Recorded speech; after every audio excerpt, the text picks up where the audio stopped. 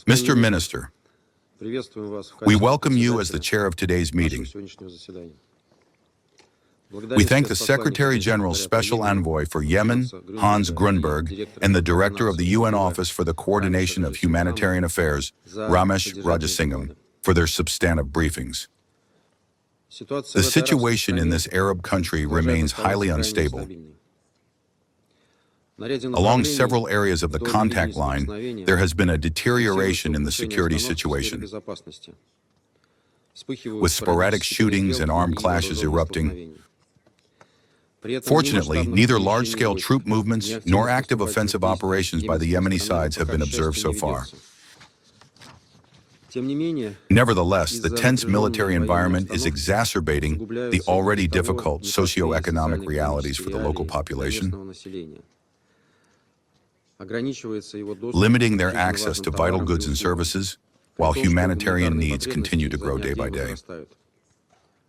All these factors create an unfavorable backdrop for efforts toward nationwide normalization in Yemen. Mr. Chairman, as Mr. Rajasingham noted today, one of the most pressing humanitarian challenges at present is the chronic food shortage in Yemen. Approximately 17 million people, including children, are undernourished in the country. According to available data, this number will increase by another million by the beginning of next year. The situation is particularly dire in camps for internally displaced persons. This state of affairs requires urgent rectification. We expect that UN structures and agencies operating in Yemen will play a more active role in supporting the country's long-term development, rather than limiting themselves to humanitarian aid. The latter is undoubtedly necessary, but it must be accompanied by strategic development programs. In particular, under the current conditions of food shortages, ensuring domestic sustainable production takes on special significance.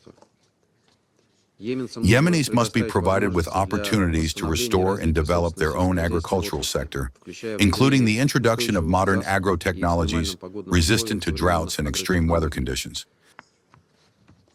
Such measures will not only enhance food security, but also create jobs, reduce dependence on external aid, and lay the foundation for stable economic growth in the future. Mr. Chairman, Yemen continues to be directly affected by the broader regional tensions, which is evident, among other things, in the unstable situation in its adjacent waters.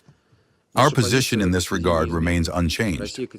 Russia categorically condemns any actions that impede freedom of maritime navigation and pose a threat to civilian vessels, their crews, and cargo.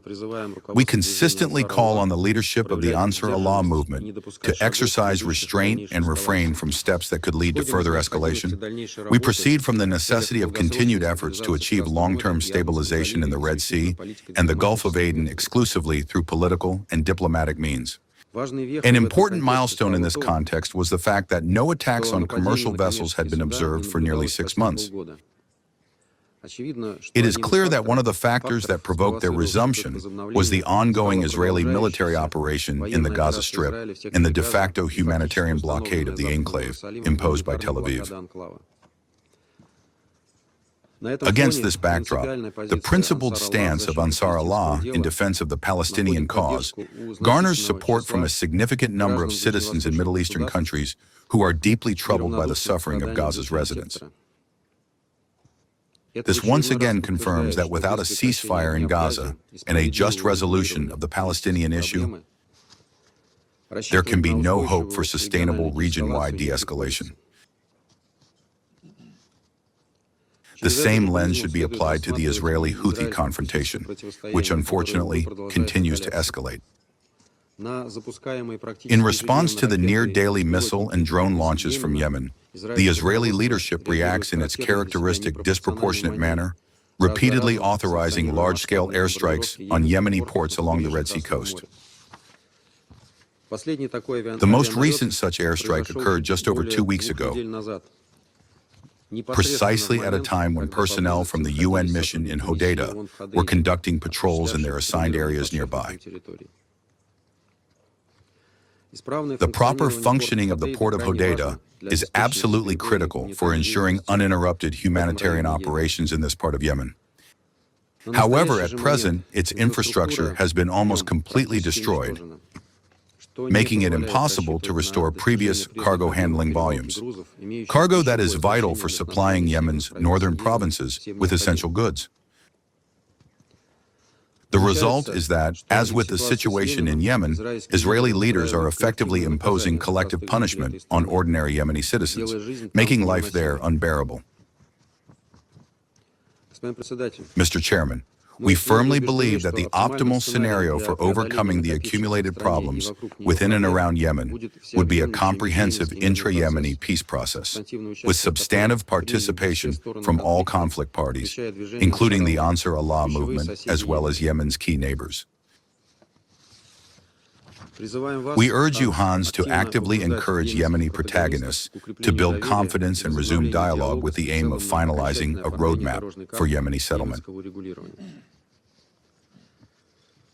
At the same time, we believe that the Yemenis themselves should demonstrate some initiative in this regard. After all, the further deepening of internal divisions in the country risks undermining all peace initiatives and cementing Yemen's de facto fragmentation. If events unfold along this path, it could ultimately lead to a resumption of active civil war in the country and uncontrolled consequences for the entire region. It is crucial to do everything possible to prevent this destructive scenario. Thank you for your attention.